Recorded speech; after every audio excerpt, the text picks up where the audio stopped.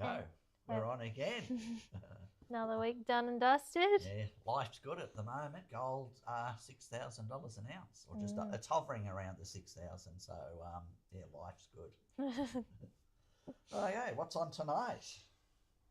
Well, we've got our giveaway tonight, which is a snake bite kit. So all you've got to do is comment #LuckyStrikeGoldMelbourne to go in the draw.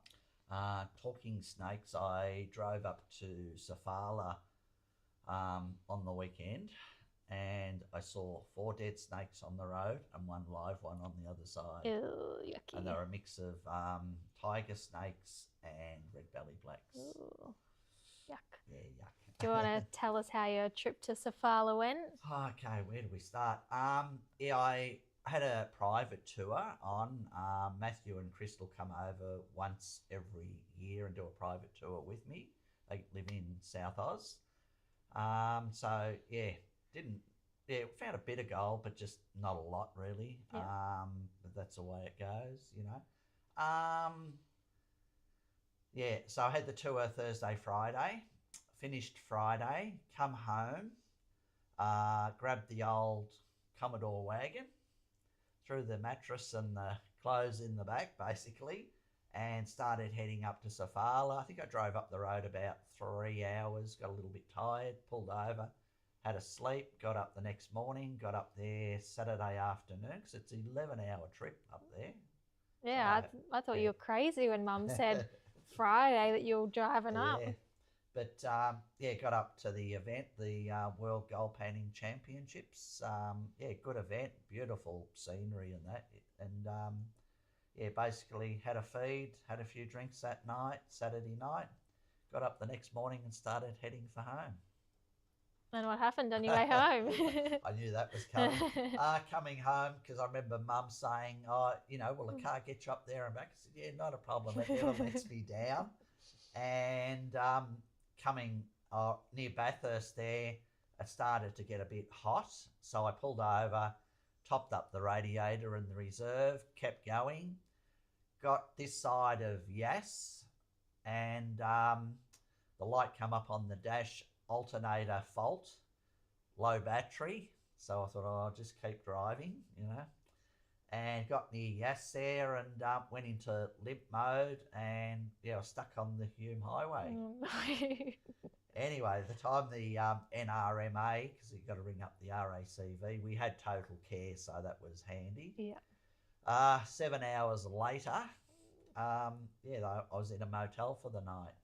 Crazy. But I couldn't get it fixed the next day because being a public holiday in New South Wales, and so yeah, cut a long story short, I ended up buying 3 batteries to come home, but I got near Seymour last night and I wasn't going to drive in the dark.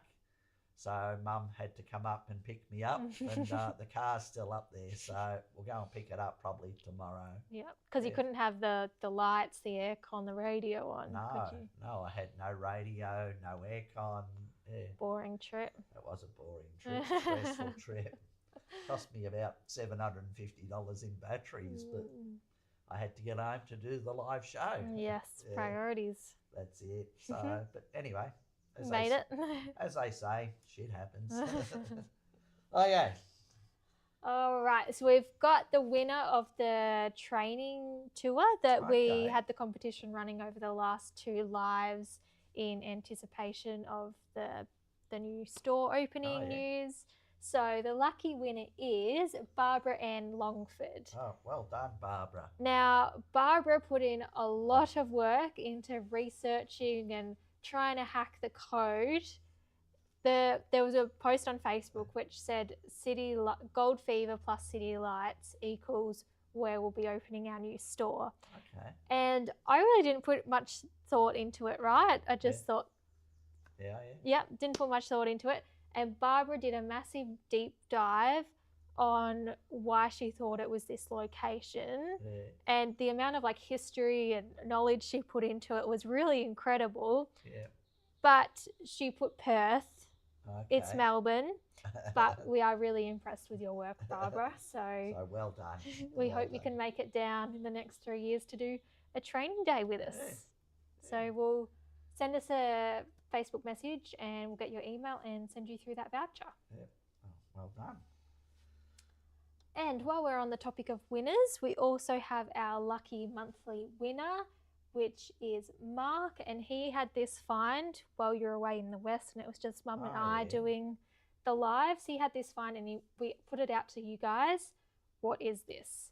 And we had lots of interesting replies come through. I reckon I know what it is, but yeah. Yeah, so a lot of people come back and said they thought it was a toy car.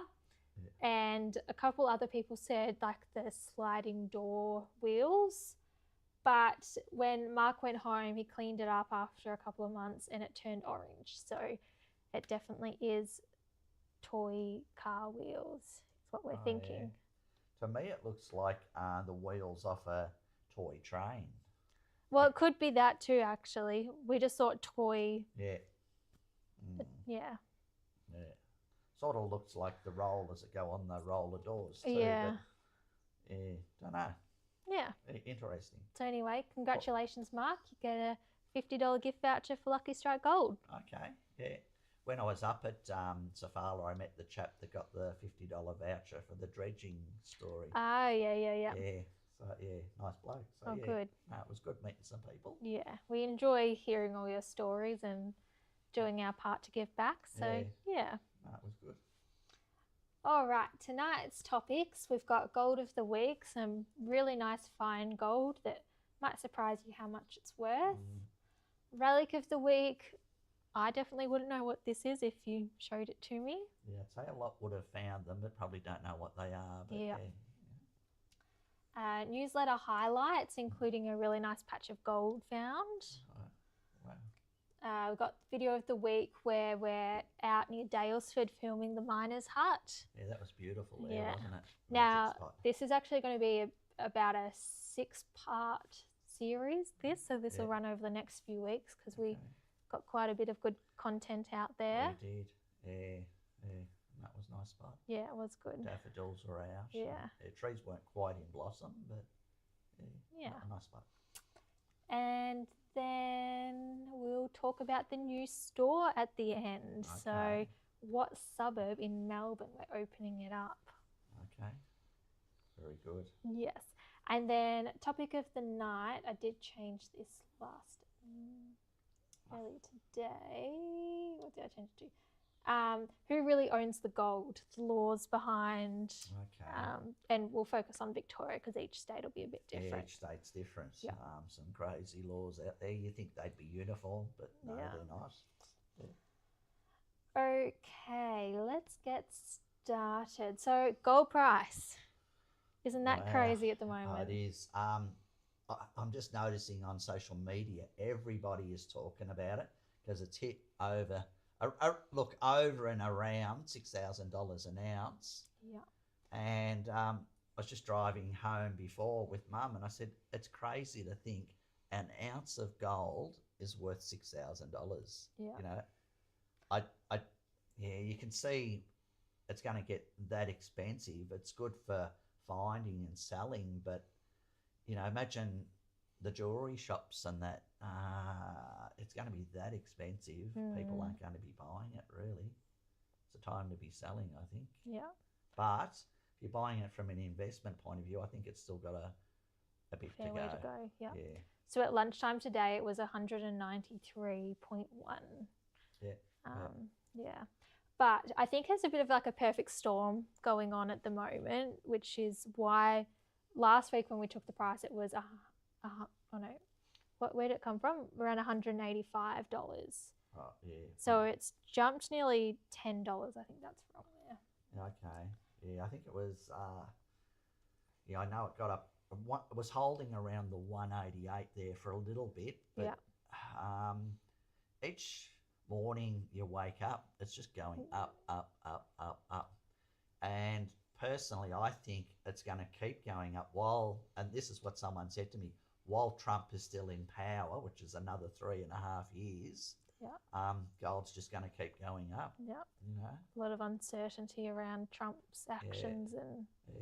And I haven't followed a lot of the YouTube and social media about gold at the moment. So, yeah, I haven't really looked to see what's happening. A few of the things I found that have been going on this past week especially was that the rate cut that they had recently is having sharper shifts than what they thought it would. Yeah.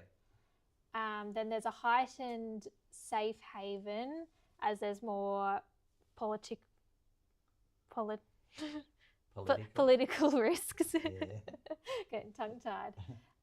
So one thing is the US government has entered into shutdown after the Congress failed to pass a funding bill, and we're now into week 2 of that. Yeah, I saw that. And that's where the opposition don't agree to give them the money to pay their bills. So just probably a power play, I'd say, and goes from there. Yeah. And then the US dollar's gone down in the past week, which, as we know, that usually tends to make gold go up. And then there's still tensions in the Middle East and Ukraine going on. And then the France Prime Minister resigned after just 1 or 2 months in. Wow. So I think there's a lot going on at the moment. Perfect storm, plus you've got FOMO, people buying into it, which... Yeah. So she resigned. Was it him or her? Him. Oh, yeah. As they say, I suppose if you can't handle the heat in the kitchen, get out. Yeah. Be a lot of heat. Yeah. Okay. Gold of the week. What do you have for us this week? What do I have? There's some fine gold here. I think you've got a little video of it.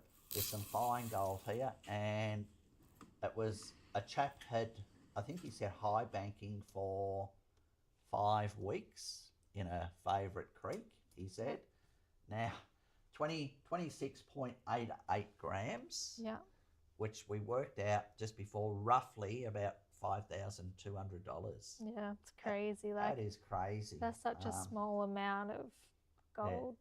I just wish I had the time. Don't we all? I suppose if I wasn't roaming around all the countryside, I'd probably have the time. But look, it was just good to have some time off. But don't know if it really felt like time off, did it? No, well, stress of it all. Yeah, I haven't had much sleep last night. Haven't had a shave. And a bit tired. But anyway. Well, I started work at 4 a.m. this morning. 4? So Wow. I just get so much more done if I got so many more hours in the day. Yeah. But nice lot of gold, isn't it? Yeah, it is nice. Yeah, no, nice. All gold's nice. Yeah. Okay, and the relic of the week. The relic of the week. Right, it's from a fob pocket watch. You'll find these covers. Now, some you'll find they're only like nickel plated, silver plated or nickel plated. Some are silver, which is this one here. Now, when you dig them out of the ground, if they're sort of a black colour, just rub it with your finger like that. Yeah. And see how it's gone real silver? Yeah. Yeah, this is actually silver. So it's real silver. Real silver. And it's got a hallmark in the back. Gee, my eyes aren't too good. But it's got a hallmark in the back, and that's where there's a little stamp on it. And any that have the lion, and then it will have symbols after that. And there is a book you can look up. It will tell you where it was made, who it was made by, and how old it is. Interesting. Yeah. So why does it go black? Is that just dirty? And I think just oxidization. Okay. Yeah, but see how you rub it and it comes up silver? Yeah. Yeah, so that's them there. But if you're lucky enough to find a gold one, I've never found a gold one. I found gold plated ones. Yeah. But never gold ones. I think, you'd have to be extremely lucky to find one of them. Yeah. But generally, the better off people had the silver ones. Yeah. Look, it's not. I don't know what silver's worth. If gold's going up, silver will have gone up too. And that. Yeah, I don't know what silver might be worth. $2 a gram, maybe. Yeah.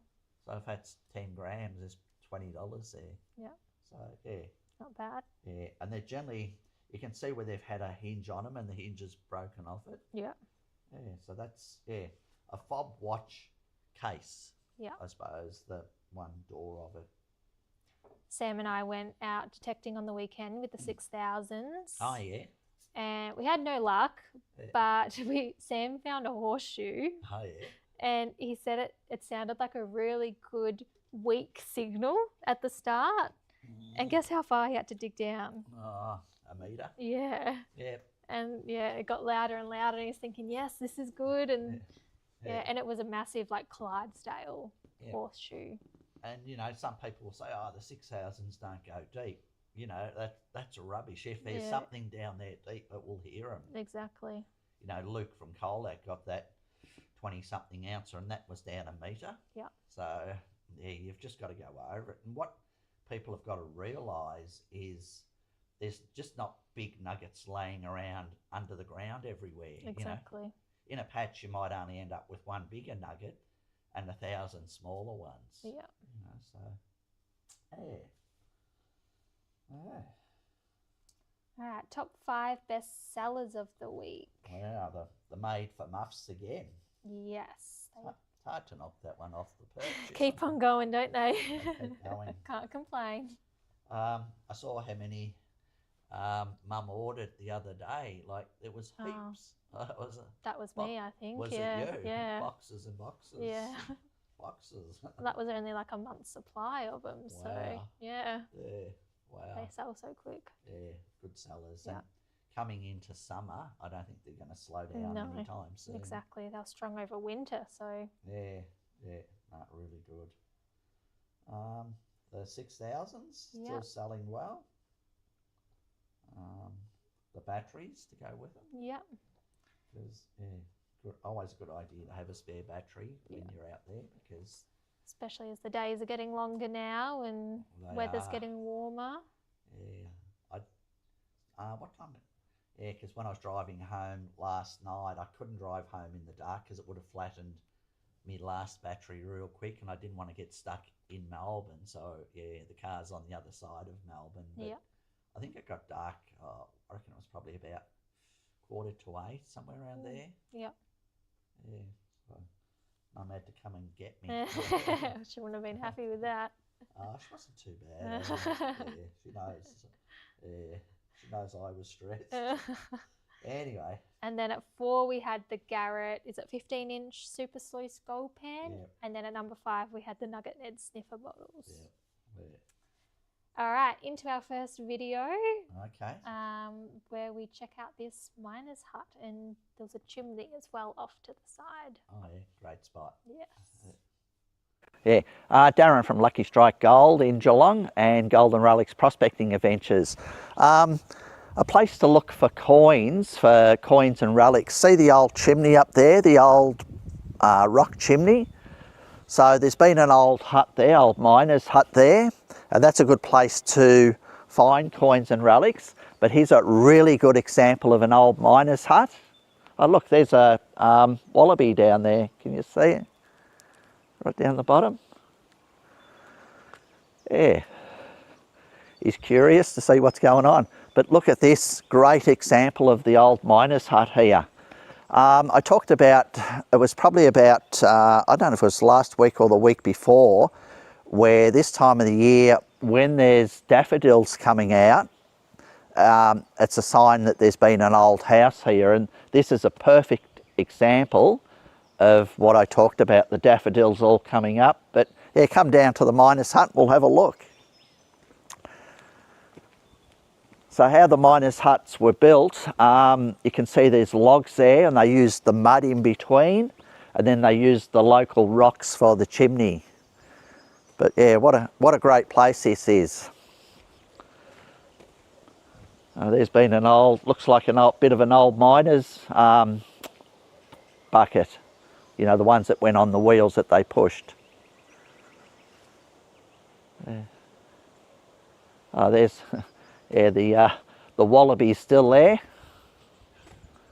See the wallabies are a darker colour, and they hop different to a kangaroo. But look at all the daffodils here and all these other trees. There's probably fruit trees here over the back there. But yeah, have a look in the old miner's hut here. Built really well. You could live here actually. Have a look inside. It might be a bit dark, but yeah, you could camp in here. A stretcher and got a fireplace there. Yeah, magic. But yeah, it's good that it's still standing. It's, you know, part of our history. Anyway, yeah, lots of daffodils. Look, when there's you got a little Joey in the pouch. The little, he's off now. He's off going. Yeah. So when there's an old miner's hut, they generally had a toilet somewhere. So you've got to try and work out where the toilet was. And you find coins and that around there. Anyway, that's it. Beautiful spot, isn't it? Magic spot. You were pretty impressed, weren't you, when I took you there? Look, it's on Crown land. It's sort of hidden away, and that's probably why it's still there. Yeah. There is a name. The walls of that hut, logs and mud. There's a name for it, but I can't remember. Yeah, but it's just good to come across something like that that's still remaining there. Yeah. Like I said, it is hard to get to, and it's remote, and that's probably why it's still there. Yeah. Yeah.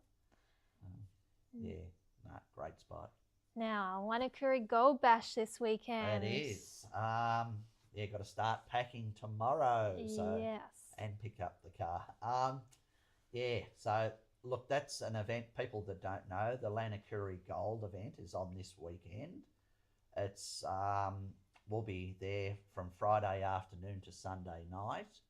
And what it is, it's an event that raises money for cancer research. Yep. You know, so it goes to a really good cause.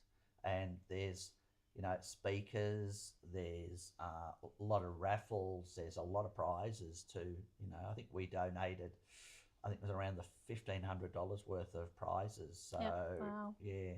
And, you know, other companies and that have donated stuff too. And, yep. You know, we give up our time for nothing.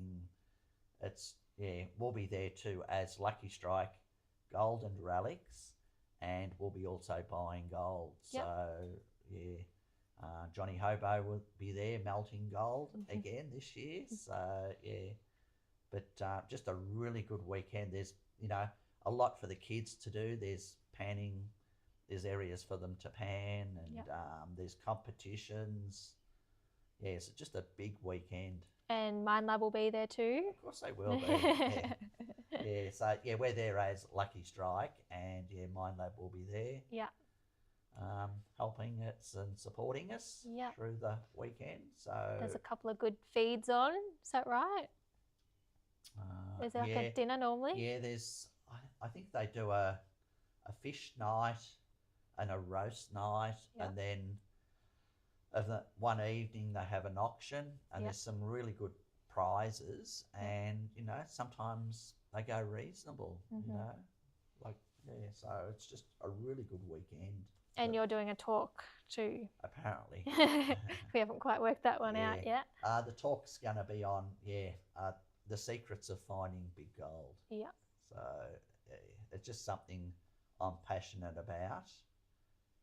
Yeah, but save the details for the night. Details. Yeah, that's it. But yeah, if you're doing nothing this weekend, come up and have a look. Wanakuri, if you're not sure where it is, it's about 10 minutes out of Denali to the east, so it's not far out, and there'll be signs erected to show you where to go. Yep. But there's a caravan park there, but that will be booked out, cabins and sites, I'd say. But yeah, give the caravan park a ring if you're looking for a site. Yep. Yeah. And there's gold not far from it, as we're going to be talking about a bit later on. Yes. Now, as we'll get to it now. So Rob last year saw you at Wanakuri. Yep. And yeah, what can you? Yeah, well, they come on one of my tours in WA. Done quite well. I think he got an ounce and a half piece. It might have been a bit bigger. I can't remember, and a couple of other little bits and pieces. But I met them up at Lanakuri and I said, yeah, try a spot down the road here. Yeah. And what they end up with? The biggest was an 11 gram, but total 40 grams. Wow, 40 grams. So look at that. Yeah, that was a spot. Just I said try here. They went there, and it was an obvious place that I'd actually taken the first tour I did up at Lanakuri. I took some people out on a tour, and I took them there. I remember Josh, Josh really well from South Australia. He was on that tour, and he got a bit where the rabbits had scratched a hole into the mullock heap, and it been scratched out of there. It was about a 2 or 3 gram piece. Crazy. Yeah. And look, it was right next to the road, and everyone drives up the track to get away from it. It was right next to the tar road. Yeah. An obvious place. Everyone drove straight past. Everyone drove past it, yeah. Persistence pays, as they say. Yes. Yeah. Now, our product of the week was the They Once Raced Here books. So we got more of these delivered in today. It was just 2 of the volumes. I can't remember if it was volume 1 and 2 or 1 and 3. But there's a little bit of stock issues going on there to get them printed. But yes, just being restocked. Yeah. These have always been a hot seller of ours. Well, I was in the shop, I reckon it was 10 days ago, and there was like a pile of them. Yeah. Of each volume. And then I think it was Thursday I was in there, and I said, where are all the books gone? Yeah, just a good researching book, and I reckon they're a reasonable price. Yeah, they are. For the information that's in them, they're reasonable. They start from $40. Okay. Yeah. I bought some books up at Safala in the gold painting championships there off a chap, and I remember one was $30 and some were $25, and I love me books. Yeah. I love me books. Yeah. So into the library they go. Yes. Yeah. One book I bought was listing all the hotels and pubs within the area of Safala. Yeah. It's just incredible how many there was. While I was up there, I went to a local museum, and the stuff he had in there was just incredible stuff. Like when there was a flood at Safala, him and another chap who I was talking to were walking up the creek and found, I think it was 6 gold sovereigns. Wow, that's so cool. Yeah, the stuff he's got, it's just beautiful. Yeah. Yeah, Worth a drive up there for. Look,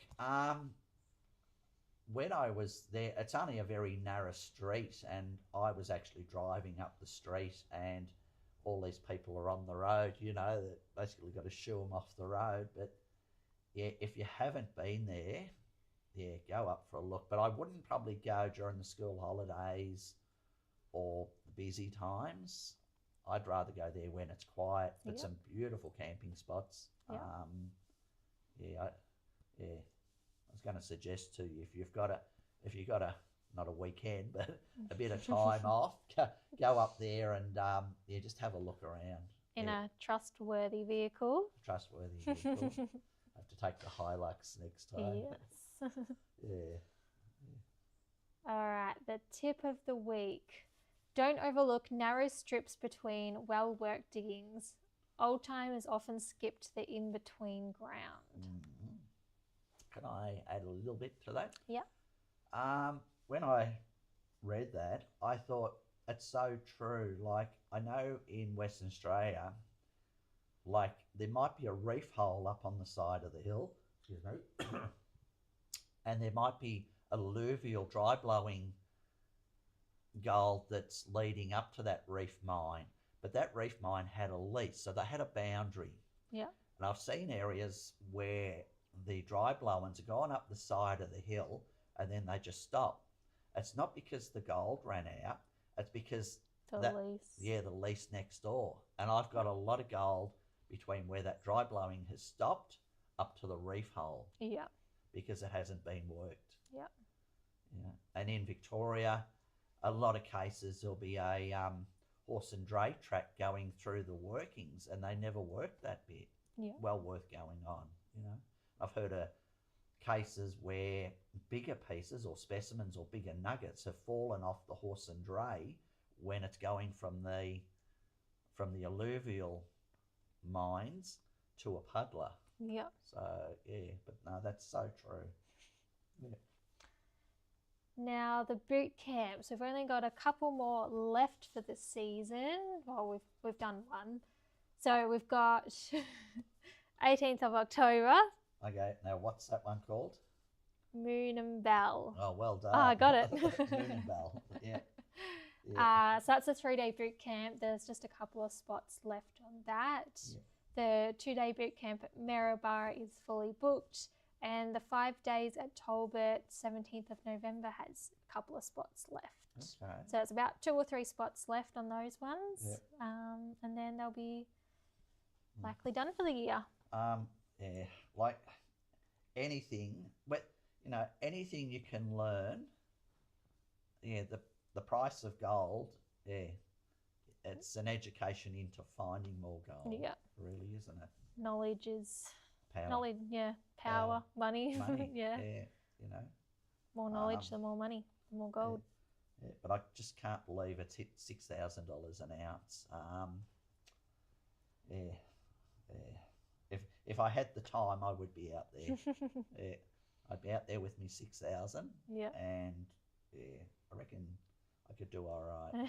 Like, there's going to be days when you go out there and you mightn't find much, but if you persist at it, sooner or later you're going to find a bigger piece. Yeah. Like a 5-gram nugget is like nearly $1,000. Like, it's just crazy. Yeah. Anyway.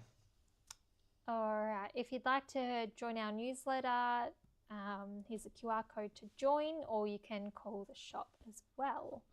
Okay. Now we'll go to our next video of the Miner's Hut Part 2 about looking for a toilet. Looking for a toilet. Yes. I know what this is. Sounds interesting. When there's an old miner's hut, like I said, if you can find where the old toilets were, they're always away from the hut. Now you wouldn't have, so you've got to try and work out where it was. So it wouldn't be downhill because you're not going to be walking downhill at night time. It's more likely to be over on this flat area over here. Maybe, I always look for where there's the biggest tree, and around this area, that's the biggest tree there. So when you're walking, detecting, you're trying to work out where it was, and to me, just around that area there, that would be the obvious place to where the toilet was. Anyone who's old enough will remember the old outhouses that it was a timber toilet, and you sat on a wooden platform and there was like a steel bucket underneath, and then it had to be emptied every week.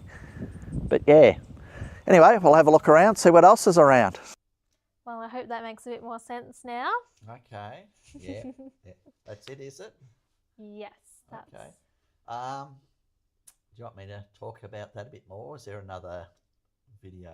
No, that's all videos for tonight. Okay, so yeah, when you find an old hut site, like I said, I'll look around for where the biggest tree is in that area, because sometimes I'll go to that bigger tree to go to the toilet, and when the pants come down, things fall out of their pocket.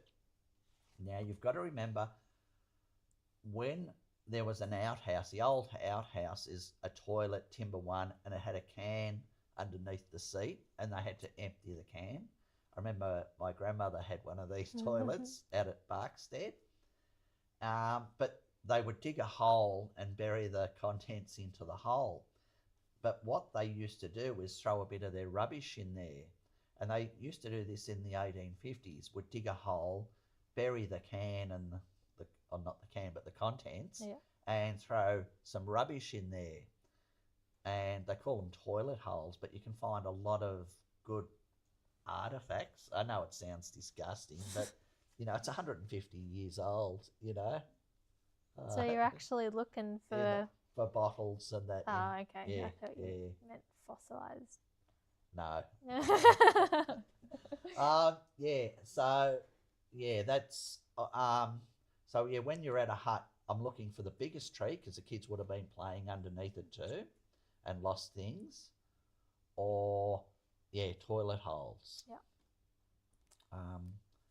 How you find the toilet holes with a detector is you see an indentation, go over, and if there's a noise, dig into it. If you're getting bits of glass and crockery, keep digging. Or you use a bottle probe, and that's just a T-piece, straight bit of spring steel, and you put it into the hole, and you'll hear the glass. Okay. All right, next topic of the night. Who really owns the gold? So I'm going to ask you the scenarios and you're going to answer who owns it. Scenario 1, you find gold with a valid miner's right on Crown land. This is all in Victoria, by the way. Yeah. Who owns it? Me. So when you've got a miner's right, that basically, whatever you find is yours. Yeah. Perfect. I hope I get them all right. And this is just about gold too, because Relics is a little bit different sometimes, isn't it? Yeah. Okay. You find gold without a miner's right. Who owns it then? No, the government. Yeah.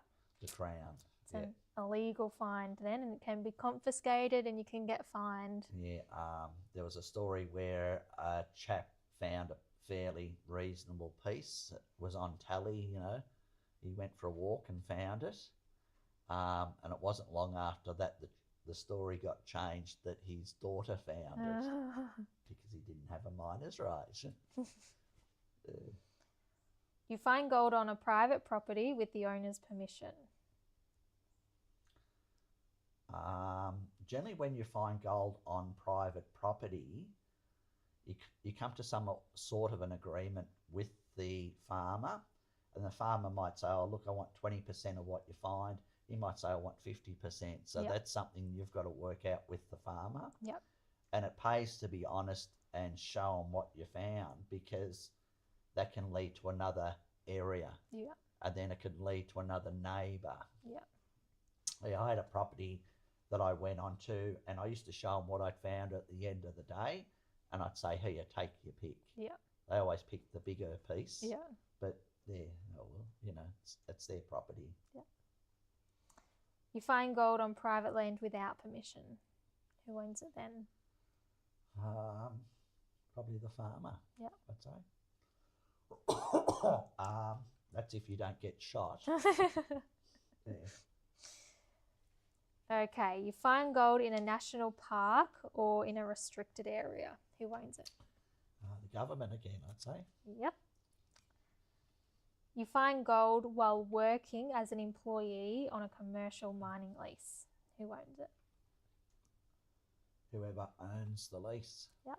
Yeah, because if you're working for that leaseholder, that's what you're working for them for. You're still getting a wage. Yeah.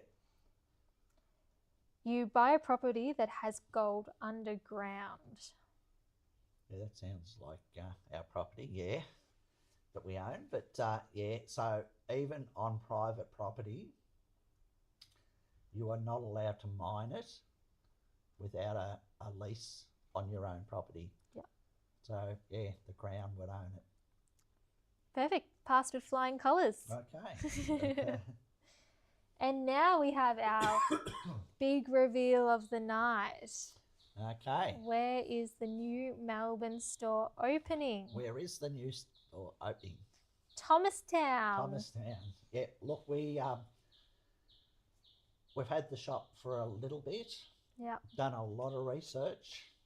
It was kind of hard getting the right location, the right store. I think that's probably what you guys struggled the most with, is finding the right store. Yeah, well, you know how many trips we were making down there. Yeah. Just driving around. As soon as you drove up to it, that's not good enough. Yeah. Oh, that one's not too bad, but the parking's no good. Or it's not visible. No one's going to find it. Yeah. So this store ticks all those boxes. It does. Good parking. It's like a corner store. Did you say corner or just front? It's like a shop warehouse, I suppose you say. but it's in a busy street, easy to find, great parking, modern shop. It's not that old, double story. So there is a big room upstairs, which we may be doing some talks and that in up there. Yep. And as we speak, we've got the shop fitters organising to extend the shop to make it big. It's going to be good. Yes, it's going to be good. Very excited and still working out, fine tuning some things on. Yeah, like some people say, oh, why couldn't we have one here or one over there? But we've actually done a lot of homework to see where there's a lot of prospectors within that area. And that's, quite central to. And you can't have one, in Denali or, somewhere that's close to another dealer. Yeah. So where we are is, perfect. Perfect. Yeah. All right. Well, that's all for tonight's show. Okay. I'm just thinking on our shirts we've got Geelong, so we're going to have to try and put. Well, I've actually got a new logo designed, which I can't remember if I've uploaded it onto the website or not. I think I have. So you'll start seeing the new version. It's got quite a bit more red in it. Okay. And it's got the stamp removed, so then it's versatile for both Melbourne and Geelong. Wow. Yep. Exciting days. Yes. So, yeah. Very good. All right. We'll talk to you guys next week. Okay. See you later. Bye.